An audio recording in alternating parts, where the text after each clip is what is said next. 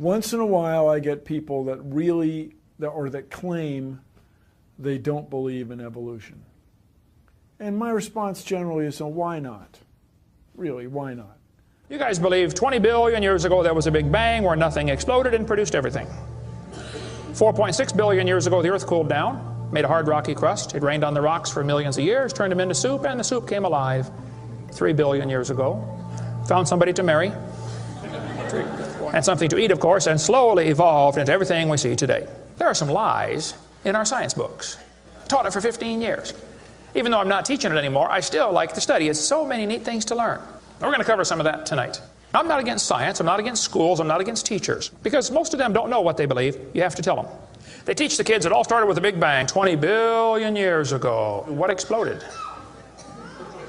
This is what the textbooks teach. Before the Big Bang, there was nothing, literally nothing, an infinitesimal nugget of space.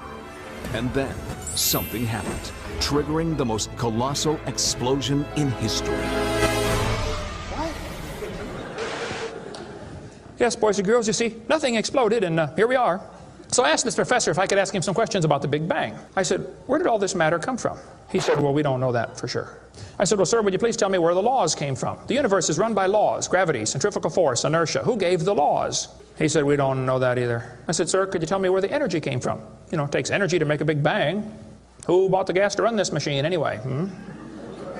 He said, we don't know that either. I said, sir, could I ask you another question? He said, sure. What else would you like to know? What else? What do you mean else? You haven't told me nothing yet. I said, does Berkeley have a merry-go-round? You see, if a spinning object breaks apart in a frictionless environment, the fragments will all spin the same direction. The professor said, yes, I understand about the conservation of angular momentum. I said, well, good. I'd like to ask you a question then, sir. If the whole universe began as a swirling dot, like you said, why do 2 planets spin backwards? He said, that's interesting. I said, no, that's more than interesting. It's kind of hard on your Big Bang Theory. Not only that, 6 of the moons are spinning backwards. Why? He said, I don't know. Why do you think they're going backwards? I was hoping he was going to ask that. I said, okay, now, sir, hold it. If I told you that I believe God created the heaven and the earth, like the Bible teaches, you're going to say, and where did God come from? And I don't know. But you said, well, we don't know that for sure. We don't know that either. Don't tell me my theory is religious and yours is science. Oh, no, sir, they're both religious. Evolution is a religion. You have to believe. So I asked the professor, where did the matter come from? He said, I don't know. So basically, I believe in the beginning God, and you believe in the beginning dirt. One professor was getting kind of upset about this time. He said, Mr. Hovind, there are hundreds of varieties of dogs in the world. He said, do you mean to tell me that you believe all these dogs came from 2 dogs off of Noah's Ark? You expect me to believe that? I said, sir, would you look at what you're teaching your students? You're teaching your students that all the dogs in the world came from a rock. Charles Darwin was disciplined. I mean, he did these extraordinary experiments, this series of experiments. Then they're going to tell the kids, well, we have evidence for this theory. Charlie Darwin stopped off at these islands right there called the Galapagos Islands. Charlie studied the birds very carefully and said, you know what, I think all these birds had a common ancestor. I bet you're right, Charlie. It was a bird. You see 14 kinds of birds, and you conclude that birds and bananas are related. Here are these ancient dinosaur bones or fossils. They tell the kids they have evidence of evolution from fossils. I don't think so. If you find a fossil in the dirt, all you know is it died. You don't know that it had any kids. And you sure don't know that it had different kids. You bring in a bone to the judge. Judge, I found this bone in the dirt. This is the ancestor of all the humans today. They would laugh at you. You don't know that that's the ancestor of anybody. And why on earth would you think a bone in the dirt can do something animals today cannot do? They'll say, boys and girls, you have 2 bones in your wrist, radius and ulna. And boys and girls, look at the whale's flipper carefully. Did you know the whale has 2 bones in his flipper? And they're called the radius and the ulna? Same as ours. Wow. Who named them, teacher? The whale? Think about it. I'm here to tell my people it's time to stop believing bull just because I tell you bull with a straight look on their face. Evolution say people came from monkeys, and the question is, why is there still monkeys? Is these the retarded monkeys? They didn't turn into people just yet. Even Stephen Gould admitted the absence of fossil evidence for intermediary stages is a persistent and nagging problem for evolution. See, what's happened, these guys have looked for missing links in the fossil record. They can't find any, and so they say, well, maybe evolution happened so fast it wasn't preserved. Maybe a reptile laid an egg and a bird hatched out. Well, who did that bird marry?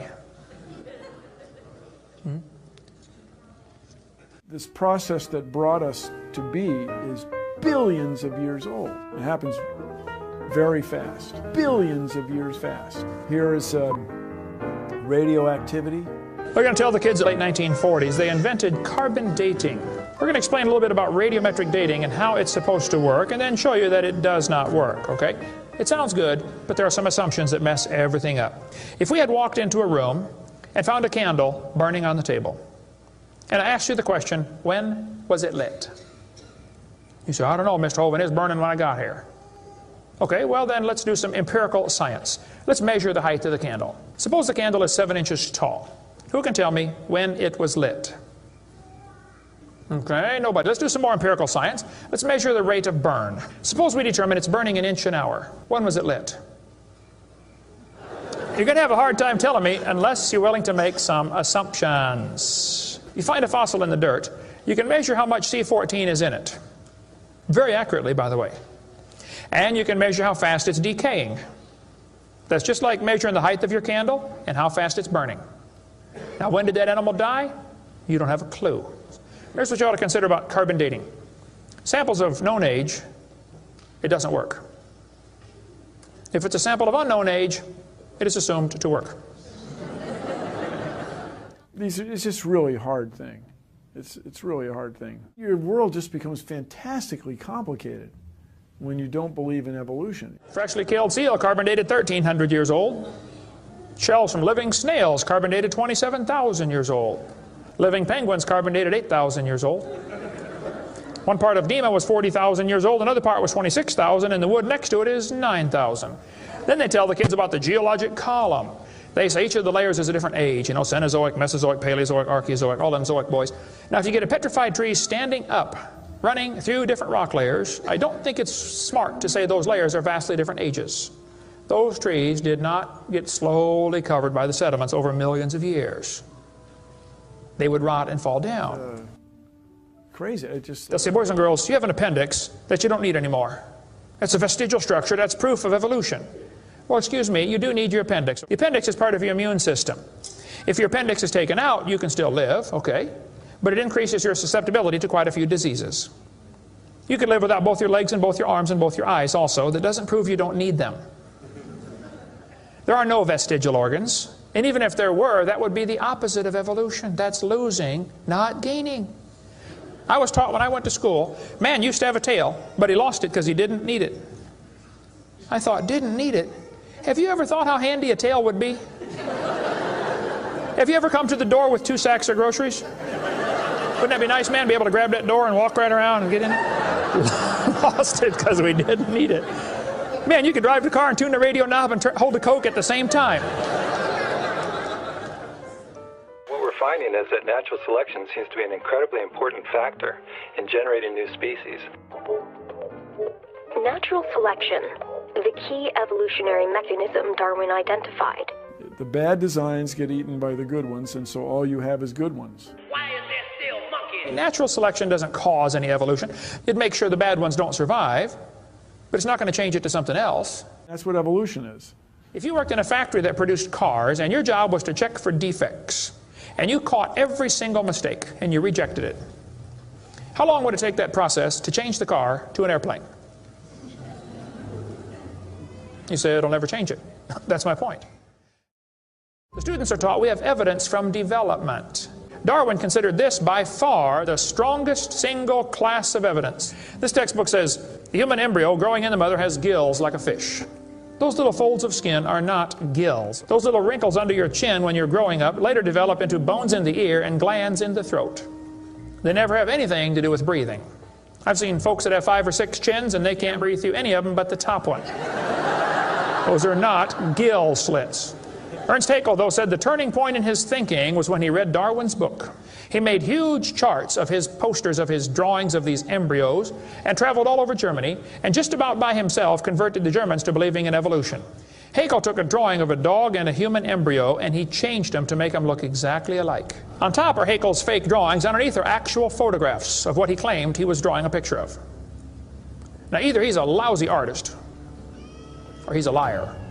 Well, it turns out he's a liar. He was convicted of fraud by his own university, proven to be a fraud. But guess what?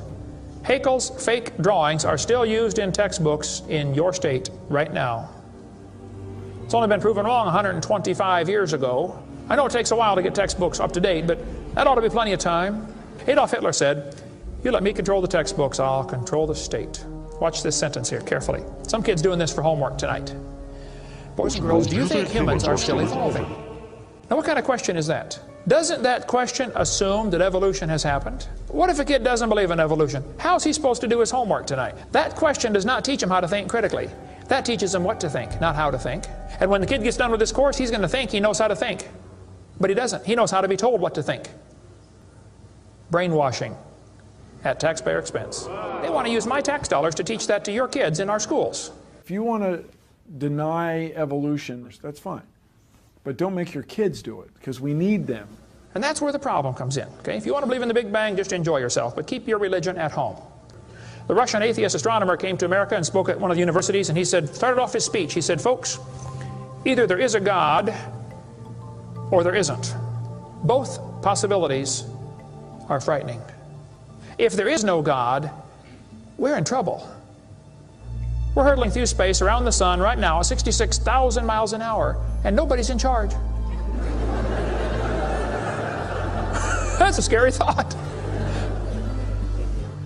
But if God made the world, He owns it. That means He makes the rules.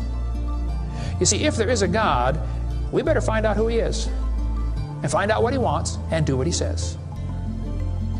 Malcolm Muggeridge said, "I am convinced the theory of evolution, especially the extent to which it's been applied, will be one of the great jokes in the history books of the future." It's a joke. And it would be a joke if it weren't for the tragic results. How many kids are taught this thing every day and believe it, and it destroys their faith? Find you something to believe in. Whole thing, who do you even pray to? Nobody. Hey, if you died today, where would you go? You ought to think about it, because you will be dead for a long time. Doesn't matter how long you live, you're going to be dead longer than that. You know, George Washington died 200 years ago, and he's still dead. How much longer does he have to go? You're going to be dead for a long time. All you get in this life is a little bitty dash between two dates. Just a little, and it's gone. What are you going to do with your dash? Where would you go if you died? Now, if you're not sure you're going to heaven, you ought to give your heart to the Lord and get saved. Say, "Lord, you may have it," the whole thing. If you are saved, you ought to find something to do for the Lord. And you ought to quit worrying about getting a fancier car and a fancier house and start worrying about who's going to heaven or hell. Maybe God gave you that good job so you can give some money to missionaries, not so you can build a bigger, fancier house. God loves you. God has a plan for your life. And if you don't want it, well, that's your business. But the devil is laughing at you for believing in that. But God loves you, and He wants you to come to heaven. And if you'd like to find out how to go to heaven, come see me. I'll be glad to show you. The Big Bang. Before the Big Bang, there was nothing. Literally nothing. Nothing created everything. The Big Bang is an amazingly difficult thing to wrap your brain around, which isn't surprising. 13.7 billion years ago, we think it was tiny. Nothing. Literally nothing was tiny. And then something happened. Nothing created all the matter we see in the universe today.